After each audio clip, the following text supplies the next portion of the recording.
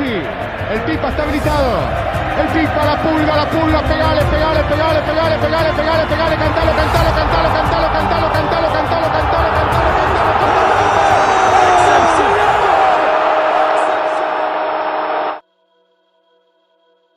Le 24 juin 1987 est sûrement un jour qui aura bousculé l'histoire du football à jamais. À Rosario, en Argentine, c'est un certain Lionel Messi. Fils d'un ouvrier et d'une femme de ménage,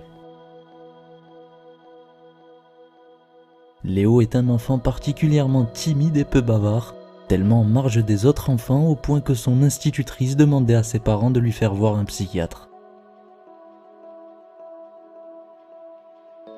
Mais la vraie raison de ce recul à l'école est que non seulement Messi était introverti, mais surtout très peu intéressé par ses études. Comme le dit son père, c'était le ballon avant tout dans sa vie. Decía que no, que se sentía mal, que no quería ir. Él en vez de disfrutar de esto, prefería estar al aire libre con la pelota. Yo cerraba la puerta, empezaba a tirarme piedras. Decía que no iba a venir al mediodía, me cascoteaba la casa, entonces yo salía, le decía, lo voy a decir a papá, y él se burlaba. Tenía como un liderazgo, porque los compañeritos admiraban ese poder que tenía él sobre la pelota. Lo esperaban, lo abrazaban, vamos a jugar, sí, lo admiraban porque brillaba. Ses deux grands frères jouaient dans le club local de Grandoli. Et dans ce club, un entraîneur proposait au petit Lionel de jouer un match entre deux équipes de joueurs de 5 ans, même s'il avait un an de moins. Sa mère refusait par peur que les plus grands lui fassent mal, mais sa grand-mère Célia l'incitait à y aller car sa relation avec lui était fusionnelle et elle le voyait quotidiennement jouer, elle savait à quel point il était fort.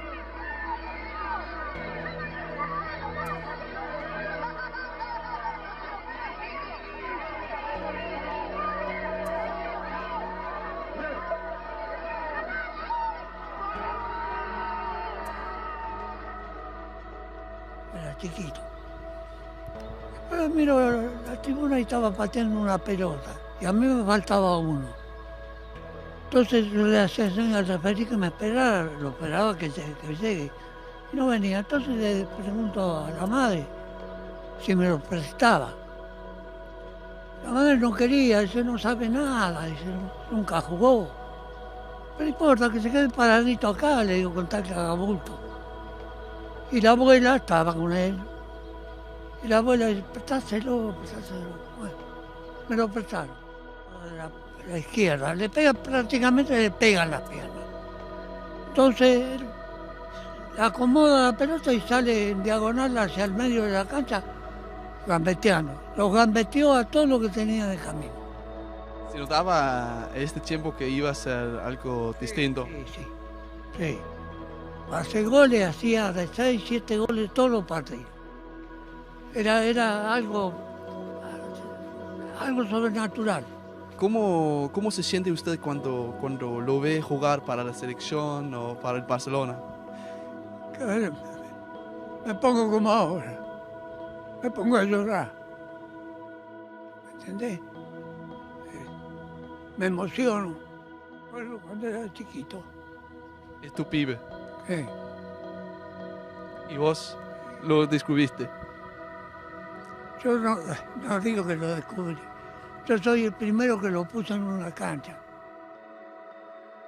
Sa grand-mère va participer à l'explosion de Messi dans le football. C'est elle qui l'encourage et l'emmène aux entraînements quotidiennement. Messi décrit même une relation fusionnelle et il lui est totalement reconnaissant encore aujourd'hui. No, le decía, ¿Era muy chiquitito? Sí, una porquería. Ponelo, decía, no, chiquitito, dice, no puede, ponelo que te va a...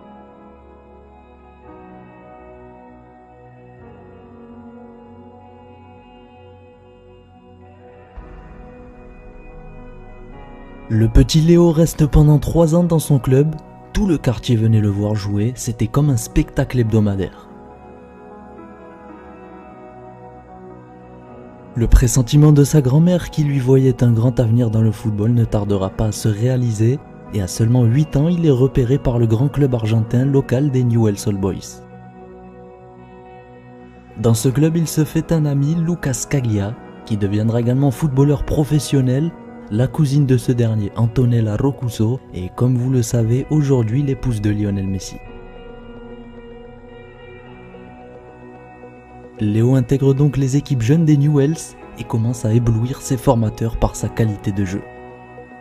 Lorsqu'il ne jouait pas, il allait voir l'équipe première de ce club dans le grand stade et faisait ramasseur de balles comme le faisaient tous les petits du club. On raconte que lorsque c'était la mi-temps des grands matchs de première division, il rentrait sur le terrain faisant des séries de jongles interminables devant le public, et le public scandait le nom de Maradona en voyant le petit Messi 8 ans sur le terrain, ce qui laissait présager un certain destin dans le monde du football pour ce prodige argentin.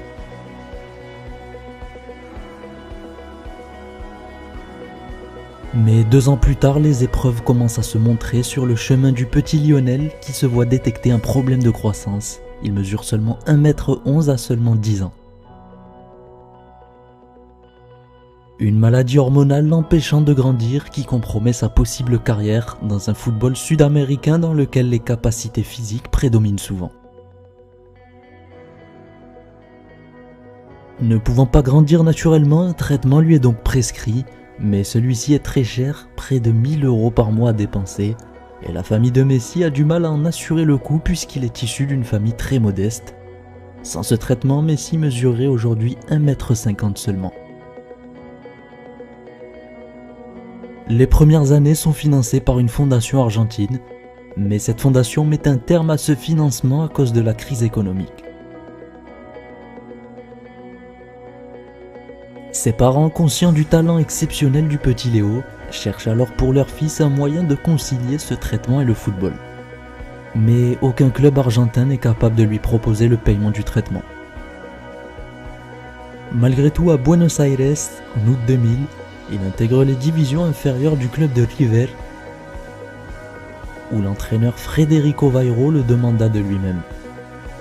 Mais malgré tout, ce n'est pas le coach qui décide et les dirigeants du club étaient sceptiques à son égard. Il a même été laissé de côté car son contrat ne s'est jamais signé en raison d'un désaccord économique entre le club et ses parents pour le paiement du traitement. Un mois après, le 17 septembre de la même année, un agent de footballeur de Rosario, la ville natale de Messi, convainc ses parents de se diriger en Espagne afin de démarcher quelques clubs.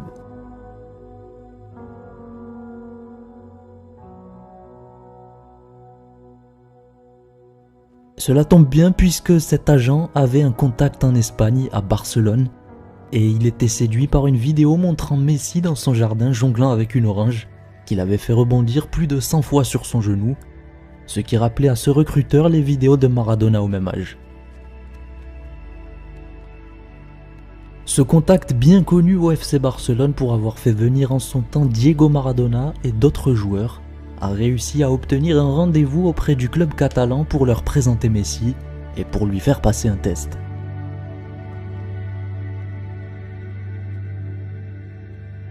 Tout était déjà prévu, le lendemain de son arrivée à Barcelone, tout était prêt, il était prévu qu'il suive un entraînement avec la catégorie infantile du club Blaugrana comme un test. Mais quelques semaines plus tard, Lionel Messi a enfin eu l'occasion de faire ses premiers pas avec le Barça et il a été convoqué pour un match amical afin qu'il fasse ses preuves.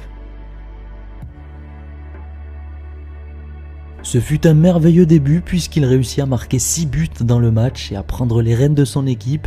L'étendue de son talent exceptionnel était exposée ce jour-là, tellement fou qu'ils ont dû lui faire changer d'équipe en seconde mi-temps afin d'équilibrer le match. Aucun doute, les recruteurs du Barça savaient qu'ils avaient sous leurs yeux un joueur incroyable avec un potentiel stratosphérique.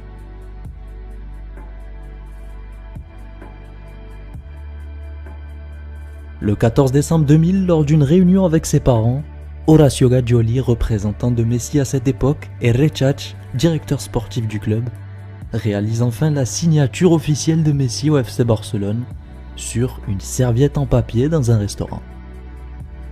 Ce jour-là, son père menaçait les dirigeants de repartir s'il ne signait pas son fils dans la minute. Alors que les dirigeants n'avaient pas encore prévu de le signer, Rechach, le directeur sportif, appelait donc le barman du restaurant dans lequel il déjeunait et rédigeait le contrat sur une serviette en papier.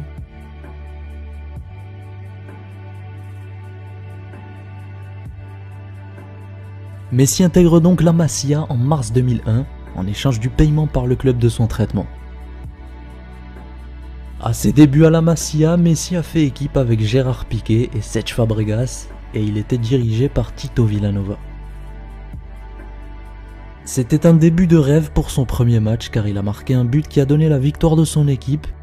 Mais au match suivant, la chance ne lui sourit pas, Messi se fracture le péroné et rate tout le restant de la saison.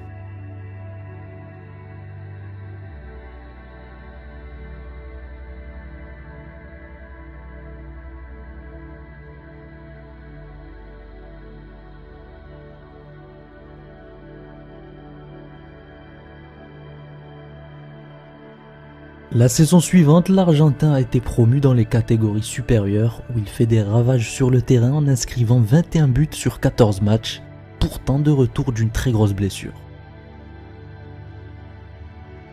Les excellents résultats du joueur lui ont permis de monter en 2002 dans la catégorie ADKD où il a contribué à gagner tous les titres de la saison.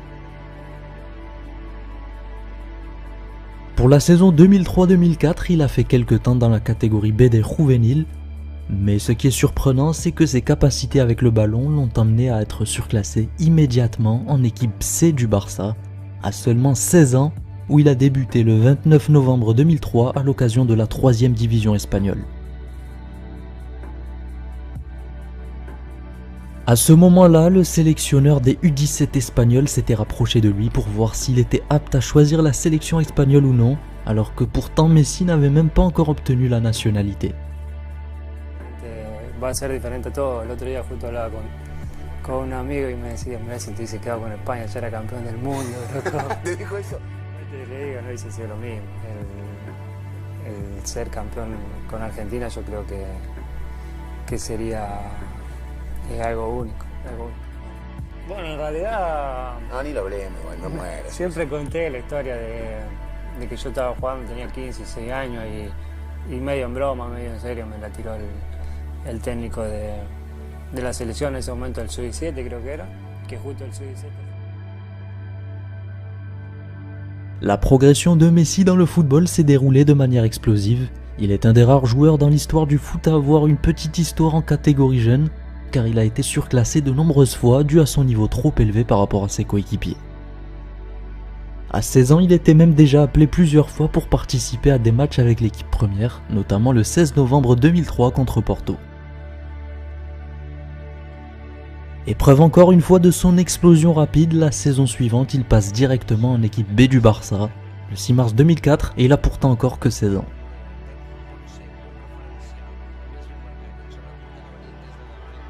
Ses débuts dans un match officiel en équipe A ont lieu le 16 octobre 2004 à l'âge de 17 ans. C'est l'entraîneur Franck Rijkaard qui lui a donné l'occasion de jouer dans un match contre l'Espagnol pour la Liga.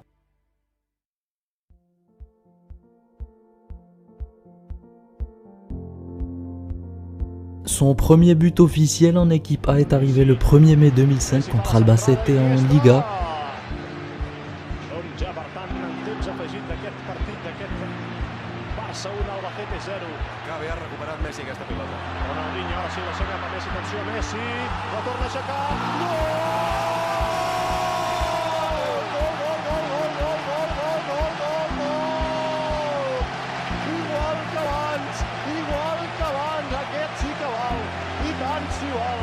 Quin talent que té aquest noi. Amb la cama esquerra, Messi ha aixecat per sobre de Balbuena i com celebra el gol. Tant el públic com els seus companys. Messi acaba de marcar amb la samarreta del Barça. Ho ha demostrat amb el filial i ho acaba de confirmar ara. Quin jugadorós, quin jugadoràs. Aleix, Jaume Marcet està en el seu lloc encara o en Pusigna? C'était le début rêvé pour Lionel Messi dans l'équipe première, un match à l'issue duquel le FC Barcelone devenait champion de la Liga, après 5 saisons sans titre pour le club, qui vivait une période assez creuse. Cet été 2005, c'est tout un rêve qu'il va vivre en devenant champion du monde des U20 avec la sélection argentine, en finissant meilleur buteur et meilleur joueur de la compétition.